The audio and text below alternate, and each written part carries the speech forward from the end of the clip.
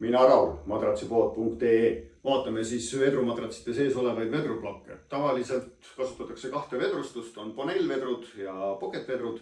See siin on Bonell vedruplokk. Olgem ausad, siuke üleeilne päev juba. Vedrud pakkimata, õõtsub, kaaslane keerab, kõike seda tunnete. On ka plusse. Lahtine, madrats hingab väga hästi. Vedrutraat tavaliselt jämedam, et raskema kaalulistele võib-olla isegi sobivam. Tänapäeval siiski kasutusel põhiliselt Pocket vedrustus. Kõik vedrad eraldi pakitud, surud ühte kohta, õõtsub see koht, kaaslane saab rahulikult magada. Kuskil 240 vedru ruutmeetril on olemas ka mikropocket vedrud, mis on siis poole väiksemad, kuskil 500 vedru ruutmeetri kohta.